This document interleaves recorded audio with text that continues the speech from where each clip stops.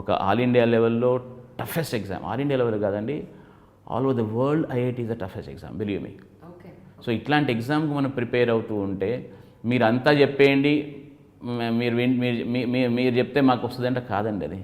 So first thing is that you should go prepared అంటే read in advance and go prepared.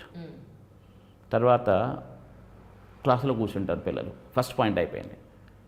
Listen with an intent, అంటే ఒక ఉద్దేశపూర్వకంగా వినాలి. అంటే already మనం చదువుకొచ్చాం, సో అక్కడిదేదో ఇక్కడ వస్తుంది అన్న ఒక ఇంటెన్షన్తో వినాలి. అంటే దాదాపు దీంతో సగం లెర్నింగ్ అయిపోతుంది అనమాట. ఇంకా నెక్స్ట్ విన్న తర్వాత నెక్స్ట్ ఏముంటో చెప్పండి, ఆస్క్ క్వశ్చన్స్. ఇవన్నీ దాదాపుగా ఒక 100 లోపల ఒక 30 to 40 స్టూడెంట్స్ ర్యాంక్స్ ఉన్న స్టూడెంట్స్కి చెప్పిన వాళ్ళని చూసి నేను నేర్చుకునేవి. వాళ్ళని చూసి పిల్లలకు మళ్ళీ మళ్ళీ చెప్తుంటాను అనమాట, వాళ్ళు చేసే పని ఏంటి అన్నది. You ask questions. Ask questions అనేది మనకు ఎప్పుడో రొడ్డియార్డ్ కిప్లింగ్ చెప్పినాడు, ఏది I keep 6 honest serving men అని. I keep 6 honest serving men.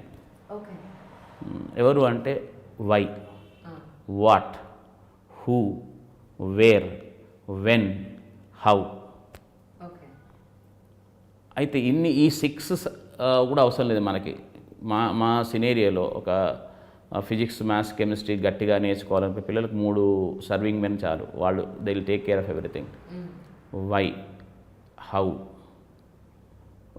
How and what. అంతే.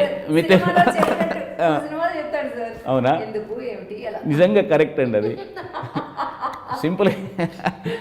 యా, తెలుగులో అయితే ఇంకొంచెం ఈజీ అయిపోయింది అది.